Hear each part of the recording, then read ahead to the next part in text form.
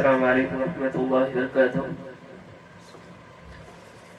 إن الحمد لله نحمده ونستعينه ونستغفره ونؤمن به ونتوكل عليه ونعوذ بالله من شرور أنفسنا ومن سيئات أعمالنا. من يهده الله فلا مضل له ومن يضلله فلا هادي له وأشهد أن لا إله إلا الله وأشهد أن محمدا عبده ورسوله. أما بعد، أعوذ بالله من الشيطان الرجيم. بسم الله الرحمن الرحيم. واعبدوا ربك حتى يأتيك اليقين. رب اشرح لي صدري ويسر لي أمري واحلل عقدة من لساني يفقه قولي. ربي زدني علما، ربي زدني علما، يا ربي زدني علما. آمین.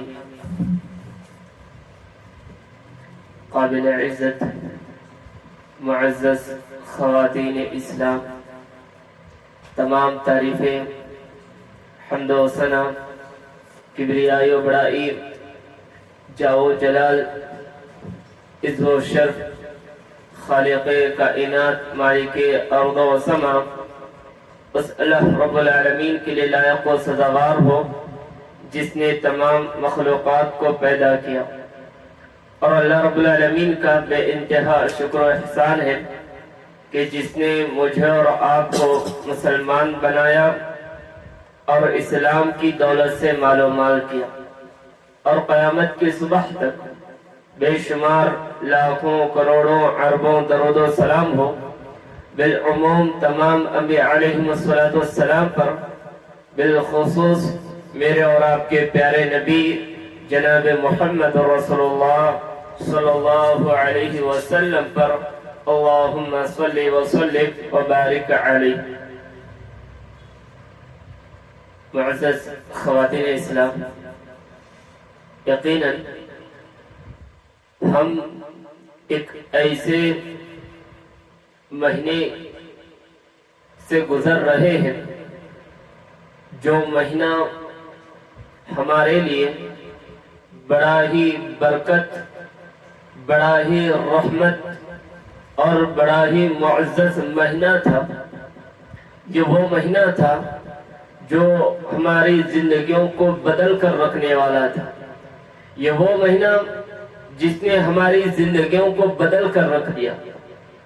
یہ وہ مہینہ تھا جو دنیا کا سب سے بڑا گنہگار انسان بھی اس مہینے میں اپنے مغفرت اپنے رب سے بڑی آسانی کے ساتھ کروا سکتا تھا. یہ وہ مہینہ تھا جس میں بندہ اپنے اوپر جہنم کو حرام کر کے اپنے آپ کو جنت کے اندر جنت کا مستحق بڑے آسانی سے بنا سکتا تھا. یہ مہینہ ہمارے لیے بہت ہی بڑا معزز اور بہت ہی زیادہ فائدے مند والا مہینہ تھا. آج ہمارے درمیان سے رمضان کا مہینہ گزر چکا. آج بہت سارے لوگ یہ سمجھتے ہیں، لوگوں کے ذہنوں میں بہت سارے ایسے خیالات پائے جاتے ہیں کہ چلو بھائی یہ نیکیوں کا جو مہینہ تھا یہ صرف رمضان تھا، اب رمضان گزر گیا، اب ہم نے جو عبادتیں کرنی تھی ہم نے عبادتیں کر لی، اب رمضان کا مہینہ تو گزر گیا، اب ہم جو چاہے کر سکتے ہیں. بہت سارے لوگوں کا یہ ذہن بن چکا ہے، اب رمضان گزر گیا، ہم جو چاہے گناہ کر سکتے ہیں، جو چاہے غلط کام کر سکتے ہیں، جو عمل ہمارے سامنے نظر آ رہا ہے ہم وہ کام کر سکتے ہیں. اب ہمارے لیے کوئی کام گناہ نہیں ہے، کوئی عمل برا نہیں ہے، ہمارے دل میں جو آیا ہم وہ کرنے کے لیے تیار ہیں. یہ نمازیں صرف رمضان کے حد تک تھی، یہ روزے صرف رمضان کے حد تک تھے، یہ گناہوں سے بچنا یہ صرف رمضان کے حد تک تھا. لیکن جیسے رمضان گزر گیا آج ہمارے لوگوں کا ذہن یہ بن چکا ہے کہ اب چلو ہمیں آزاد آزادی مل گئی ہے. ہمیں ایک مہینے تک یہ شیاطین کو نہیں بلکہ ہمیں زنجیروں میں جکڑ دیا گیا تھا, ہمیں عبادتوں میں باندھ کر رکھ دیا گیا تھا, ہمیں گناہوں سے دور کر دیا گیا تھا. اب جیسے رمضان ختم ہو گیا لوگ سمجھتے ہیں کہ اب ہم آزاد ہو گئے, جو کہ حقیقی معنوں میں شیطان آزاد ہوتا ہے. آج لوگ سمجھتے ہیں کہ اب ہم آزاد ہو گئے, اب ہم رشت کریں گے, اور رشت بھی کیسے کریں گے, سکون بھی کیسے حاصل کریں گے, گناہوں کے ذریعے. اب چلو ہم جو چاہے کر لیتے ہیں. ونعوذ باللہ, معاف کیجئے میری ماں بہنوں, بہت سارے لوگ رمضان کے بعد پوری رمضان عبادتیں کر کے, پورے رمضان تراویح پڑھ کے, پورے رمضان روزے رکھ کے, اللہ سے اپنی مغفرت کروا کے, اللہ کے سامنے گڑ گڑا کے اپنے گناہوں کی معافی مانگ کے, اتنی ساری نیکیاں کرنے کے بعد جب رمضان کا مہینہ ختم ہوتا ہے, اس ساری نیکیاں کرنے کے بعد جیسے رمضان ختم ہو گیا ہم اپنے ہاتھوں سے ان تمام نیکیوں کو برباد کر دیتے ہیں. اور کیجئے, یاد رکھیں رمضان میں جو قوانین تھے, جو عبادتیں ہمیں رمضان میں کرنی تھی, جو حکم اللہ رب العالمین کا رمضان میں تھا وہ حکم رمضان کے بعد بھی ہے. بعد کے 11 مہینے میں بھی جس طرح ہم رمضان میں عبادتیں کرتے تھے, جس طرح ہم اللہ کی عبادت کرتے تھے, جس طرح ہم نمازوں کی پابندی کرتے تھے, جس طرح ہم تہجد کا اہتمام کرتے تھے, اسی طرح ہمیں رمضان کے بعد بھی ہمیں اللہ کی عبادت کرنا ہے, اسی طرح ہمیں نمازوں کی پابندی کرنا ہے.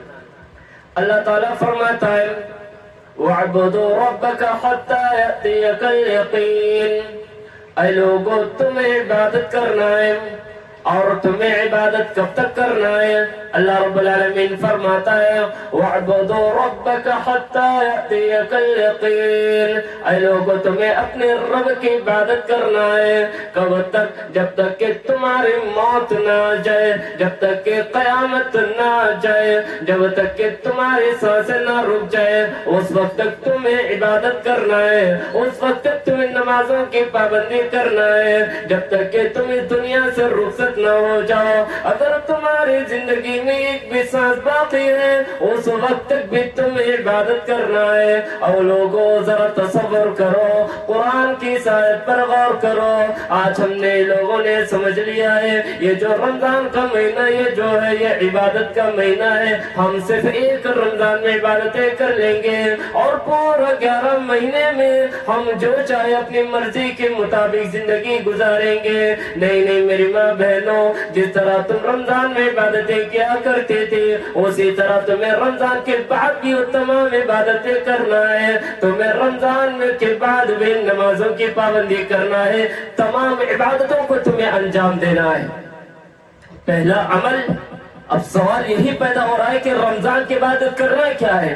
جو عبادتیں ہم نے کر لی تھی, اب جو عبادتیں ہم نے کرنی تھی وہ ہم نے رمضان میں کر لی, اب رمضان کے بعد کیا کرنا ہے؟ رمضان کے بعد ہمارا سب سے پہلا عمل یہی ہونا چاہیے کہ جس طرح ہم رمضان میں عبادتیں کیا کرتے تھے اسی طرح ہمیں رمضان کے بعد ان 11 مہینوں میں بھی ہمیں اسی طرح اللہ کی عبادت کرنا ہے. ہمیں عبادت کب تک کرنا ہے؟ حتی یأتیک الیقین, جب تک کہ ہماری موت نہ جائے, جب تک کہ قیامت واقع نہ ہو جائے, اس وقت تک ہمیں اللہ کی عبادت کرنا ہے. اور دوسرا عمل, جو عبادتیں ہم نے کی رمضان میں, ہم نے جو نمازیں پڑھی ہیں, جو روزے رکھے ہیں, جو تہجد کا ہم نے اہتمام کیا ہے, ان تمام اعمال کی قبولیت کی دعا ہمیں اللہ رب العالمین سے کرنا ہے. آج ہمارے پاس کیا دلیل ہے کہ ہم نے جو عبادتیں رمضان میں کی تھی, جو نمازیں ہم نے رمضان میں پڑھی تھی, جو تہجد کا اہتمام ہم نے رکھا تھا, جو روزے ہم نے رکھے تھے, اس کی دلیل کیا ہے کہ یہ ساری عبادتیں اللہ کی بارگاہ میں قبول ہو گئی؟ آپ کون سی دلیل پیش کر سکتے ہیں؟ اسلاف نے ایک بڑی بہترین علامت بتائی ہے, بہترین علامت. اگر یہ علامت آپ کی زندگی میں پائی جائے, آپ سمجھ لیجئے کہ آپ کی رمضان میں کی گئی تمام عبادتیں, تمام نیکیاں اللہ کے یہاں قابل قبول ہیں, اللہ نے آپ کی تمام نیکیوں کو قبول کیا. اور وہ علامت کیا ہے؟ سلف صالحین کہتے ہیں کہ جو لوگ جس طرح رمضان میں عبادتیں کیا کرتے تھے، جو توفیق اللہ رب العالمین نے انہیں رمضان میں اللہ کی عبادتیں کرنے کی جو توفیق عطا کی تھی، اگر وہی توفیق، وہی عمل کرنے کی توفیق اگر انہیں رمضان کے بعد بھی مل رہی ہے، تو ایسے لوگوں کی اللہ رب العالمین کے یہاں تمام عبادتیں قابل قبول ہیں۔ اور کیجئے کتنی بڑی بہترین پیاری بات اسلاف نے ہمیں بتائی ہے، سلف صالحین نے ہمیں بتائی ہے کہ اگر رمضان میں ہم جس طرح نمازوں کی پابندی کرتے تھے، روزے رکھتے تھے، تہجد کا اہتمام کرتے تھے، اگر ہم رمضان کے بعد بھی اسی طرح 5 وقت کی نمازوں کی پابندی کر رہے ہیں، اسی طرح تہجد کا اہتمام بھی کر رہے ہیں، تمام عبادتیں ہم کر رہے ہیں اور ہمیں کوئی تکلیف نہیں ہے، سکون مل رہا ہے، تو میرے پیاری ماں بہنوں آپ جان لیجئے اللہ کے یہاں آپ کے اعمال قابل قبول ہیں، اللہ کے یہاں آپ کے روزے کو قبول کیا گیا، اللہ کے یہاں آپ کی نمازوں کو قبول کیا گیا، اللہ کے یہاں آپ کے تہجد کو قبول کیا۔ جتنی عبادتیں آپ نے رمضان میں کی تھی، یہ ساری عبادتیں اللہ کے یہاں آپ کو قبول ہیں، اللہ کے یہاں ساری نیکیاں آپ کی قبول کی گئی ہیں۔ اور معاف کیجیے، اگر آپ رمضان میں بھلے آپ 5 وقت کی نمازیں پڑھتی تھی، آپ رمضان میں تہجد کا اہتمام، تراویح کا اہتمام کرتی تھی، آپ نے پورے روزے رکھ لیے، لیکن جیسے رمضان گزر گیا آپ کے نمازوں کی پابندی نہیں ہے، آپ کو صبح کی نماز میں اٹھنا آپ کو بہت زیادہ دشواری ہو رہا ہے، آپ کے اوپر بہت زیادہ دشواری گزر رہی ہے، آپ کو بہت زیادہ تکلیف ہو رہی ہے، آپ نمازوں کی پابندی نہیں کر رہی ہے، آپ تہجد کا اہتمام نہیں کر رہی ہے، آپ گناہوں سے نہیں بچ رہی ہے، آپ جھوٹ بولنا نہیں چھوڑ رہی ہے، معاف کیجیے میری ماں بہنوں، آپ کے یہاں کوئی بھی عبادت، اللہ کے یہاں آپ کی کوئی نیکی، کوئی عمل اللہ کے یہاں قابل قبول نہیں ہے۔ معاف کیجیے، آپ اپنی زندگیوں سے جائزہ لیجیے، کیا ہم اسی طرح رمضان کے بعد بھی عبادتیں کر رہے ہیں، یا پھر ہم جس طرح رمضان میں عبادتیں کرتے ہیں ہم رمضان کے بعد اس طرح ہم سے عبادتیں نہیں ہو رہی ہیں؟ تو معاف کیجیے میری ماں بہنوں، اللہ کے یہاں آپ کے کوئی بھی عمل قابل قبول نہیں ہے۔ اور اللہ کے نبی فرماتے من لم يدع قول الزور والعمل به فليس لله حاجة في ان يدع طعامه وشرابه، جو شخص رمضان کی عبادتیں کرنے کے بعد، روزے رکھنے کے بعد، ان تمام عبادتوں کو انجام دینے کے بعد بھی اگر اس سے جھوٹ نہیں چھوڑتا، وہ جھوٹ بولنا نہیں چھوڑتا، گناہ کرنا نہیں چھوڑتا، معاف کیجئے اللہ کے یہاں اس کا کوئی بھی عمل قبول نہیں ہے۔ جتنے عبادتیں اس نے کی تھی اس کی ساری عبادتوں کو لے کر اس کے چہرے پر مار دیا جائے گا۔ اللہ اکبر، غور کریں تو ہمیں کرنا کیا ہے؟ سب سے پہلا عمل ہمیں پوری زندگی آخری سانس تک ہمیں اللہ کی عبادت کرنا ہے، اور دوسرا عمل اللہ رب العالمین سے ہم نے جو ٹوٹی پھوٹی نیکیاں ہم نے کی ہے، اللہ رب العالمین سے ان تمام عبادتوں کی، ان تمام اعمال کی قبولیت کی دعا اللہ رب العالمین سے ہمیں کرنا ہے کہ اللہ رب العالمین جو ہم نے جو نیکیاں اللہ ہم نے تیری رضا کے لیے ہم نے جو نیکیاں کی تھی، اللہ رب العالمین تو ہماری ان تمام نیکیوں کو قبول فرما، یہ تمام نیکیاں ہمارے لیے نجات کا ذریعہ بنا، اللہ تو ہمیں ان نیکیوں کے ذریعے اللہ تو ہمیں جہنم سے آزاد دلوا دے، اللہ تو ہمیں نیکیوں کے ذریعے اللہ تو ہمارا ٹھکانہ جنت کے اندر کر دے۔ میری ماں بہنوں، اللہ کے سامنے اس طرح دعا کیجئے۔ اور انبیاء کو دیکھیے، حضرت ابراہیم علیہ السلام کیسے جب اللہ کے حکم کی تعمیم کرنے کے بعد اپنے عمل کی قبولیت کی دعا کرتے ہیں، اللہ رب العالمین فرماتا ہے ان اول بیت وضع للناس للذی ببکۃ مبارکہ، اللہ رب العالمین کے لیے جو سب سے پہلے اس روئے زمین پر جو مسجد بنائی گئی وہ کون سی مسجد ہے؟ ببکہ، مکہ۔ حضرت ابراہیم علیہ السلام نے سب سے پہلے اس روئے زمین پر مکہ کی تعمیر کی، یعنی خانہ کعبہ کی تعمیر کی، یعنی خانہ کعبہ کی مسجد حضرت ابراہیم اور حضرت اسماعیل علیہ السلام نے بنوایا۔ اور بنانے کے بعد کیا کرتے ہیں؟ اللہ تعالیٰ فرماتا ہے وَإِذْ يَرْفَعُ إِبْرَاهِيمُ الْقَوَاعِدَ مِنَ الْبَيْتِ وَإِسْمَاعِيلُ، اے لوگوں یاد کرو اس وقت کو جب میرے خلیل اور میرے خلیل کے بیٹے نے میرے لیے جو گھر بنایا، جو بیت اللہ بنایا، جو اللہ کا گھر بنایا، اس گھر کو بنانے کے بعد وہ مجھ سے دعا کرتے ہیں ربنا تقبلنا، اے اللہ تو میرے اس عمل کو قبول فرما، ربنا تقبل منا انک انت السمیع العلیم، اے اللہ رب العالمین ہم نے یہ جو چھوٹا عمل کیا ہے، اے اللہ ہم نے یہ جو مسجد بنائی ہے، یہ جو ہم نے چھوٹی نیکی کی ہے، اے اللہ تو ہمارے اس عمل کو قبول فرما، تو ہماری اس نیکی کو قبول فرما، انکا انت السمیع العلیم، اے اللہ تو بے شک سننے والا ہے، تو جاننے والا ہے، اے اللہ رب العالمین تو ہمارے اس عمل کو قبول فرما۔ میری ماں بہنوں ذرا غور کرو، یہ حضرت ابراہیم کون ہے جنہیں اللہ رب العالمین نے اپنا خلیل کہا ہے، اللہ رب العالمین نے اپنا دوست کہا ہے، اتنا زیادہ اتنے بڑا اتنا اونچا مقام ہونے کے باوجود بھی اللہ رب العالمین کے لیے مسجد بنانے کے بعد اللہ سے دعا کر رہے ہیں اے اللہ تو میرے اس عمل کو قبول فرما۔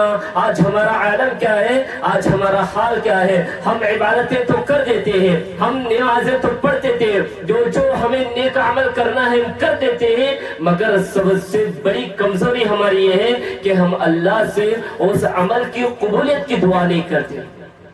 ہم یہ جان لیتے ہیں کہ چلو ہم نے عبادتیں تو کر لی، اللہ رب العالمین ضرور قبول فرمائے گا، اتنا زیادہ کانفیڈنس ہمیں اپنے آپ پر ہے۔ مگر انبیاء کو دیکھو، اتنا زیادہ اونچا مقام تھا، مگر جو بھی نیکی کرتے وہ باقاعدہ اللہ رب العالمین کے سامنے وہ اللہ کی بارگاہ میں ہاتھ اٹھا کر دعا کرتے تھے، باقاعدہ اللہ کے سامنے یہ دعا کیا کرتے تھے اللہ جو عبادتیں ہم نے کی ہے اللہ تو ہمارے اس عمل کو قبول فرما۔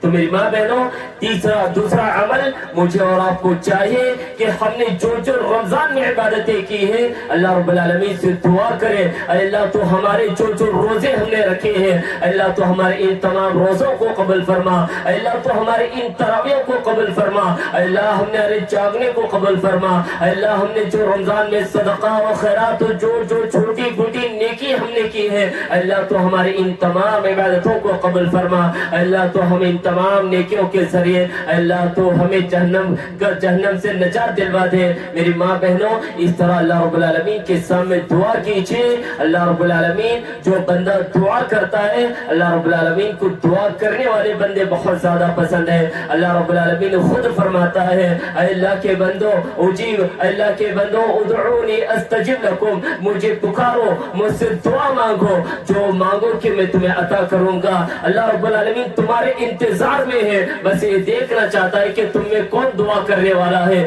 کون تمہیں اللہ سے مانگنے والا ہے۔ اللہ سے دعا مانگو، اللہ رب العالمین تمہاری دعاؤں کو ضرور قبول فرمائے گا، مگر اللہ نے ایک شرط بتائی، وہ شرط کیا ہے؟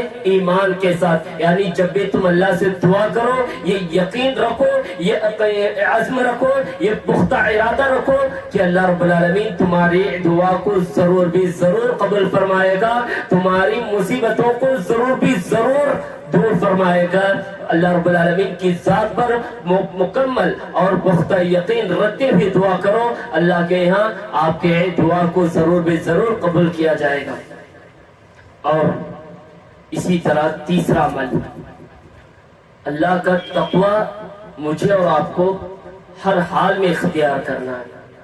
بہت سارے لوگ رمضان میں بہت سارے گناہوں سے بچا کرتے ہیں، بہت سارے، کوئی شرابی ہے رمضان میں شراب پینا چھوڑ دیتا ہے، وہ کہتا ہے کہ نہیں میں رمضان میں نہیں پیوں گا۔ کوئی گٹکا کھانے والا ہے تو یہ سمجھتا ہے کہ وہ کہتا ہے کہ نہیں میں رمضان کے مہینے میں یہ میں عزم کرتا ہوں، میں یہ نیت کرتا ہوں کہ میں پورے رمضان میں کوئی گناہ نہیں کروں گا، میں اب سے گٹکا نہیں کھاؤں گا۔ بہت سارے لوگ رمضان کے مہینے میں بہت سارے گناہوں سے بچ جاتے ہیں۔ کیوں ہمیں اللہ دیکھ رہا ہے، ہمیں اللہ سے ڈرنا ہے۔ صرف کیا یہ ڈر صرف رمضان کے مہینے میں؟ معاف کیجئے میری ماں بہنوں، اللہ رب العالمین ہمارے ایک سیکنڈ کو دیکھ رہا ہے، ایک سیکنڈ کو، ایک عمل کو، ایک حرکت کو دیکھ رہا ہے۔ صرف رمضان کے مہینے میں نہیں، جس طرح ہم رمضان کے مہینے میں جتنے گناہ ہم کیا کرتے تھے ان تمام گناہوں سے جس طرح ہم رمضان کے مہینے میں بچا کرتے تھے، مجھے اور آپ کو ان سال کے بقیہ 11 مہینے میں بھی اسی طرح ہمیں گناہوں سے بچنا ہے، اسی طرح اللہ رب العالمین کا خوف مجھے اور آپ کو اپنے دلوں میں پیدا کرنا ہے۔ آج بہت سارے لوگ پتہ نہیں لوگوں کے کیا خیالات ہیں، رمضان میں تو گناہوں سے بچ جاتے ہیں، رمضان میں لوگوں کا عقیدہ بہت زیادہ مضبوط ہو جاتا ہے کہ بھی رمضان کا مہینہ ہے، اللہ دیکھ رہا ہے، ہم اللہ سے ڈرنے والے، ہم یہ گناہ نہیں کریں گے کیونکہ یہ گناہ کرتے ہوئے ہمیں اللہ دیکھ رہا ہے۔ اللہ کے بندوں، جس طرح اللہ رب العالمین تمہیں رمضان کے مہینے میں گناہ کرتے ہوئے دیکھتا ہے، اسی طرح رمضان کے بعد 11 مہینے میں بھی جو گناہ تم کرتے ہو، ان تمام گناہوں کا اللہ رب العالمین تمہیں دیکھنے والا ہے۔ اللہ کے نبی فرماتے ہیں اتق اللہ حیث ما کنت، اے لوگو تم اللہ رب العالمین سے ڈرو، اور تم جہاں کہیں بھی ہو، دنیا کے کسی بھی کونے میں ہو، چاہے خلوت میں ہو یا جلوت میں ہو یا رمضان کے مہینے میں ہو یا بقیہ 11 مہینے میں ہو، ہر حال میں، ہر حرکت میں، ہر جگہ تمہیں اللہ رب العالمین سے ڈرنا ہے، ہر وقت تمہیں اللہ رب العالمین کا خوف، اللہ رب العالمین کا ڈر تمہیں اپنے دلوں میں پیدا کرنا ہے۔ روزہ ہمیں کیا نصیحت کر کے گیا؟ اللہ رب العالمین فرماتا ہے یا ایھا الذین آمنوا کتب علیکم الصیام، اے ایمان والو ہم نے تمہارے پر روزہ فرض کر دیا، اور یہ روزے تم سے پہلے جو نبی آئے تھے ہم نے ان کے اوپر بھی روزوں کو فرض کر دیا تھا۔ اور یہ روزے فرض کرنے کا مطلب کیا ہے؟ روزے فرض کرنے کا مقصد کیا ہے؟ لعلکم تتقون، شاید کہ تم متقی بن جاؤ، شاید کہ تم نیکوکار بن جاؤ، یعنی تم اللہ سے ڈرنے والے بن جاؤ۔ تو میری ماں بہنوں، مجھے اور آپ کو چاہیے کہ اللہ رب العالمین سے ڈرے، اللہ رب العالمین کا خوف اپنے دلوں میں پیدا کریں۔ کیسے پیدا کریں؟ اللہ رب العالمین سے ڈرنے والے بندوں کو دیکھیں۔ اللہ رب العالمین سے ڈرنے والے کیسے کیسے بندے دنیا کے اندر موجود ہیں۔ آپ صحابہ کی زندگیوں کو اٹھا لیجیے۔ صحابہ، حضرت عمر فاروق رضی اللہ عنہ، وہ کس طرح اللہ رب العالمین کا خوف کھایا کرتے تھے، اللہ رب العالمین سے کس قدر حضرت عمر رضی اللہ عنہ ڈرا کرتے تھے۔ حضرت عمر یہ کون سی شخصیت ہے؟ آپ ان کی سیرت پڑھیں، روتے کھڑے ہو جاتے ہیں، ان کی زندگیوں کو پڑھیں۔ حضرت عمر رضی اللہ عنہ ایسی شخصیت پوری دنیا کے اندر اگر کسی کے انصاف کی مثالیں بیان کی جاتی ہیں تو حضرت عمر فاروق رضی اللہ عنہ کے انصاف کی مثالیں بیان کی جاتی ہیں۔ اتنا اونچا مقام اگر شریعت کے مسئلے میں حضرت عمر فاروق رضی اللہ عنہ کوئی فیصلہ کر دے تو ساتوں آسمانوں پر بیٹھا رب ان کے فیصلوں پر راضی ہوتے ہوئے قرآن کی آیتوں کو نازل کرتا۔ اتنا اونچا مقام، کتنا اونچا مقام، اگر کسی گلی سے نکل جائے تو شیطان بھی اپنا راستہ بدل دیتا ہے۔ اتنا اونچا مقام، اگر کوئی ایک شرابی حضرت عمر رضی اللہ عنہ کو دیکھ لے تو اس کا نشہ ختم ہو جاتا ہے، اس کا نشہ چھوٹ جاتا ہے۔ اتنا اونچا مقام حضرت عمر رضی اللہ عنہ۔ اللہ کے نبی جب معراج کی رات جنت میں گئے، آپ کو حضرت عمر فاروق رضی اللہ عنہ کا محل دکھایا گیا، اتنا زیادہ خوبصورت تھا، اتنا زیادہ حسین و جمیل تھا۔ حضرت عمر فاروق رضی اللہ عنہ جب دنیا کے اندر آئے، حضرت عمر فاروق رضی اللہ عنہ سے کہا اے عمر، میں نے جنت میں تمہارا محل دیکھا ہے، اتنا زیادہ خوبصورت تھا، اتنا زیادہ حسین و جمیل تھا، میری تمنا یہ تھی کہ میں تمہارے محل میں داخل ہو جاؤں، مگر اے عمر تمہیں بہت زیادہ غیرت آتی ہے، تمہیں یہ ہرگز گوارا نہیں ہے کہ تمہاری اجازت کے بغیر کوئی تمہارے محل میں آئے جائے۔ اے عمر، میں تم سے بھی زیادہ غیرت مند ہوں، اسی لیے میں تمہارے محل میں داخل نہیں ہو پایا۔ حضرت عمر فاروق رضی اللہ عنہ نے جیسے یہ سنا، آنکھوں میں آنسو آنے لگے، حضرت عمر زاروں کے تار رونے لگے۔ اے اللہ کے نبی، کیا آپ نے مجھے اتنا اجنبی سمجھ لیا ہے؟ کیا آپ نے مجھے اتنا پرایا سمجھ لیا ہے؟ اے اللہ کے نبی، یہ غیرت تو دنیا والوں کے لیے ہے۔ اے اللہ کے نبی، میرے ماں باپ آپ پہ قربان ہو، میرے ماں باپ آپ پہ فدا ہو۔ اے اللہ کے نبی، میرا گھر آپ ہی کا گھر تھا، کاش آپ چلے جاتے، مجھے کوئی شکوہ نہ تھی۔ اور کرے میرے پیارے ماں بہنوں، حضرت عمر رضی اللہ عنہ کا اتنا اونچا مقام اللہ رب العالمین نے ان کے دنیا کے اندر رہتے ہی اللہ رب العالمین العالمین نے ان کے لیے جنت میں آلریڈی ایک بہت بڑا خوبصورت محل تیار کر کے رکھ دیا ہے. اتنا اونچا مقام ہے. عشر مبشرہ میں ان کا نام آتا ہے. جنتی صحابہ میں حضرت عمر فاروق رضی اللہ عنہ کا نام آتا ہے. مگر یہ اللہ رب العالمین سے کس قدر خوف کھایا کرتے تھے, کیسا ڈر اللہ رب العالمین کا اپنے دل میں پیدا کیا کرتے تھے.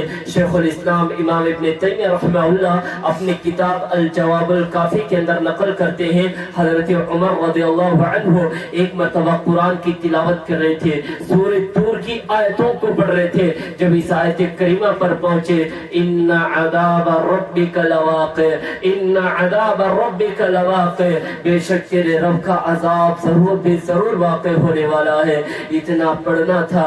جب اس آیت کریمہ پر پہنچے, اس قدر روئے, زاروں کے تار رونے لگے, اس قدر رونے لگے, اس قدر رونے لگے, حتی مریضا, یہاں تک کہ آپ بیمار ہو گئے. وعادہ, اور لوگ آپ کی اعادت کے لیے آنے لگے. اور امام بیہقی رحمہ اللہ اپنی کتاب الزہد کے اندر نقل کرتے ہیں کہ اس وقت حضرت عمر فاروق رضی اللہ عنہ اس قدر روئے, اس قدر روئے, اس قدر روئے. وَكَانَ فِي وَجْهِهِ خَطَّانِ أَسْوَدَانِ مِنَ الْبُقَاءِ, آپ کے رونے کی وجہ سے, آپ کے آنکھوں سے آنسو بہنے کی وجہ سے آپ کے چہرے پر دو کالی لکیریں پڑ جاتی ہیں.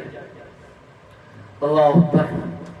اور کیجئے میری ماں بہنوں, تصور کیجئے, یہ وہ شخصیت تھی جن کے ہاتھ میں باقاعدہ جنت کی سرٹیفکیٹ تھی. یہ وہ شخصیت تھی جن کے لیے باقاعدہ اللہ کے رسول صلی اللہ علیہ وسلم نے اپنی زبان سے انہیں جنت کی بشارت سنا دی تھی. اللہ رب العالمین نے باقاعدہ جنت کی سرٹیفکیٹ سنا دی تھی. اللہ رب العالمین نے اتنا, اللہ کے نبی نے اتنا اونچا مقام اللہ رب العالمین نے ان کے لیے کر دیا. مگر اس کے باوجود بھی عذاب کی آیتیں جب انہیں سنائی جاتی تو ساروں کے تار رونے لگتے. میری ماں بہنوں, آج اپنے آپ سے پوچھو, کیا ہم نے کبھی اللہ رب العالمین کا خوف اپنے دلوں میں پیدا کرنے کی کوشش کی؟ اپنے آپ سے پوچھو, کیا ہم نے کبھی اللہ رب العالمین کے خوف کے ذریعے اللہ رب العالمین کا خوف ہم اپنے دلوں میں پیدا کر کے کیا ہم نے کبھی رونے کی کوشش کی؟ اپنے آپ سے پوچھیں, کیا ہم نے کبھی اللہ کی بارگاہ میں سجدہ کر کے کیا ہم نے کبھی اپنے آنکھوں سے آنسوں کو بہایا؟ ہمیں اللہ کے سامنے رونا نہیں آتا. کتنی بڑی عجیب بات ہے, کتنی بڑی افسوس کی بات ہے. ہم لوگوں کے سامنے روتے ہیں, لوگوں کے سامنے روتے ہیں. جب مصیبت آ جائے لوگوں کے سامنے جا کر رونا شروع کر دیتے ہیں. اللہ کے بندیوں, اے میری ماں بہنوں, یہ دنیا کے وہ لوگ ہیں, اگر تم ان کے سامنے رونے لگو گے, یاد رکھو یہ پیٹ پیچھے تمہارا مذاق اڑائیں گے, پیٹ پیچھے تمہاری غیبت کریں گے, یہ پیٹ پیچھے تمہاری برائی بیان کریں گے, یہ تم سے مزے لیں گے. مگر اللہ رب العالمین کے سامنے تم گڑ گڑاؤ, اللہ رب العالمین تمہاری ضرور بھی ضرور مدد کرے گا. تمہاری بہت ساری پریشانیوں کو اللہ رب العالمین دور فرمائے گا. ایک بار تم اللہ کے سامنے رو کر تو دیکھو. اگر تمہیں رونا نہیں آ رہا ہے, تھوڑا بہت کوشش کر لو, اللہ کے سامنے رونے کی کوشش کرو. آج ہمارے دل سخت ہو گئی, معاف کیجیے, ہمارے دل پتھر بن چکے ہیں. اتنے زیادہ پتھر, آج ہم گناہ کر رہے ہیں لیکن کوئی احساس ہمیں نہیں ہے. نمازیں ہم سے چھوٹ رہی ہیں لیکن ہمیں کوئی احساس نہیں ہے. کتنے ایسے بدبخت لوگ ہیں جو رمضان کا مہینہ ملنے کے باوجود بھی وہ رمضان میں کم سے کم رمضان میں بھی نمازوں کی پابندی نہ کر سکے. کتنے ایسے بدبخت ہیں جو رمضان کا مہینہ ملنے کے باوجود بھی رمضان کے روزے نہ رکھ سکے. کتنے ایسے بدبخت ہیں جو رمضان کا مہینہ ملنے کے باوجود بھی اس میں بھی تراویح کا اہتمام نہ کر سکے, اس مہینے میں بھی بہت سارے گناہوں سے اپنے آپ کو بچا نہ سکے. اور کیجیے میری ماں بہنوں, یہ دلوں کے سخت ہونے کی دلیل ہے, یہ دلوں کے سخت ہونے کی علامت ہے. ہمارے دل سخت ہو چکے ہیں, یقیناً بہت زیادہ سخت ہو چکے ہیں, بلکہ ہمارے دل پتھر بن چکے ہیں, پتھر کی طرح. اب ان کے سامنے کتنی بھی قرآن کی آیتیں بیان کرو, ان کے سامنے کتنے بھی حدیث پیش کرو, ان کے سامنے کتنے دردناک واقعات بھی پیش کرو, یہ تھوڑی وقت کے لیے ان کے دل میں تھوڑے وقت کے لیے احساس رہے گا, لیکن جب مجلس سے نکل کر چلے جاتے ہیں وہ سارا احساس دلوں سے نکل جاتا ہے. پھر ہم انہیں گناہوں میں لگ جاتے ہیں جو گناہ ہم پہلے کیا کرتے تھے. معاف کیجیے میری ماں بہنوں، اپنے آپ کو سنواریں، اپنے آپ کو سدھارنے کی کوشش کریں۔ اور یہ چند چیزیں تھی جو مجھے آپ کے سامنے رکھنی تھی۔ رمضان کے بعد ہمیں کرنا کیا ہے میری ماں بہنوں؟ رمضان کے بعد ہمیں جس طرح ہم رمضان میں عبادتیں کیا کرتے تھے، ہمیں اپنی زندگی آخری سانس تک بھی ہمیں اللہ رب العالمین کی عبادت ہمیں کرنا ہے۔ اور اسی طرح جو اعمال، جو عبادتیں ہم نے کی ہے، جو نیکیاں ہم اپنی زندگی میں کرتے ہیں، مجھے اور آپ کو چاہیے اللہ رب العالمین کے سامنے ان تمام اعمال کی، تمام عبادتوں کی قبولیت کی دعا اللہ رب العالمین کے سامنے گڑ گڑا کر ہم اللہ رب العالمین کے سامنے کرنے کی کوشش کریں۔ بار بار اللہ رب العالمین سے دعا کریں کہ اللہ ہم نے جو عبادتیں ہم نے کی ہیں، اللہ ہمارے ان تمام عبادتوں کو قبول فرما۔ اور تیسری چیز، اللہ رب العالمین سے ہمیں ہر جگہ اللہ رب العالمین کا خوف ہمیں ہر جگہ پیدا کرنا ہے، اللہ رب العالمین کا تقوی ہمیں ہر جگہ پیدا کرنا ہے۔ جہاں بھی ہم رہیں، چاہے لوگوں میں رہیں یا تنہائی میں رہیں، ہمیں اللہ رب العالمین سے ڈرنا ہے۔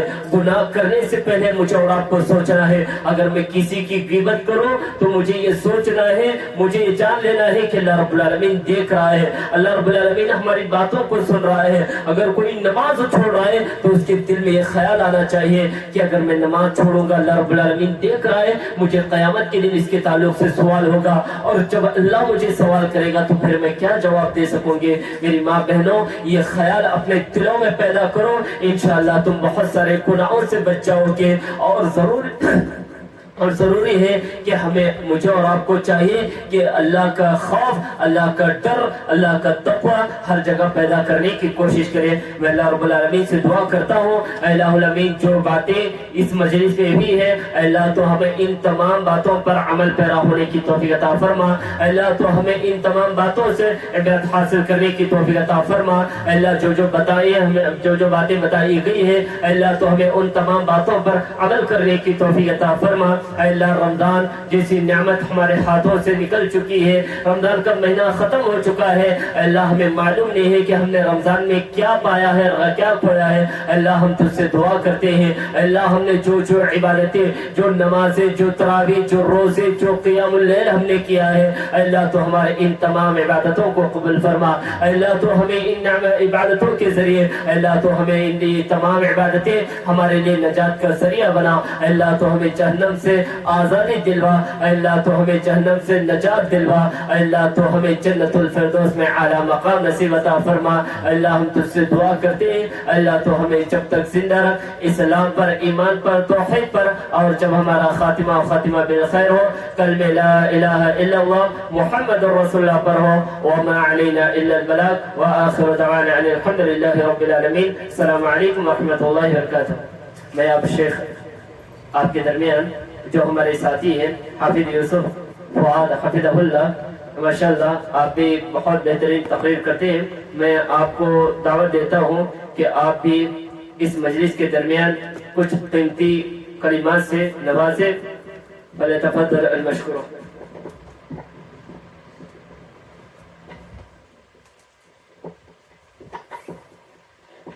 السلام علیکم ورحمۃ اللہ وبرکاتہ۔ الحمدللہ